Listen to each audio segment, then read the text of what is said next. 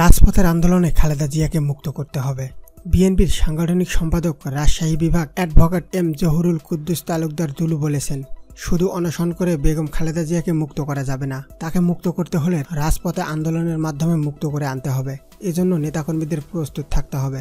শনিবার বেলা 11:30টায় শহরের নবাববাড়ি সড়ক জেলা বিএনপির কার্যালয়ের সামনে বিএনপি গণ অনশন কর্মসূচিতে প্রধান অতিথির বক্তব্যে তিনি একথা বলেন। বিএনপি চেয়ারপারসন সাবেক প্রধানমন্ত্রী খালেদা জিয়ার মুক্তি এবং তার বড় ছেলে দলটির ভাইস চেয়ারম্যান তারেক রহমানের সাজা বাতিল সহ সব মামলা প্রত্যাহারের দাবিতে শনিবার সকালে গণ অনশন কর্মসূচির আয়োজন করা হয়। শহরের নবাববাড়ি সড়কের দলীয় কার্যালয়ের সামনে জেলা বিএনপি আয়োজিত ওই কর্মসূচিতে দলটির অঙ্গ ও সহযোগী সংগঠন 20 দলীয় জোটভুক্ত জাতীয় গণতান্ত্রিক পার্টির নেতাকর্মীদের পাশাপাশি বিভিন্ন শ্রেণী পেশার মানুষও অংশ নেন।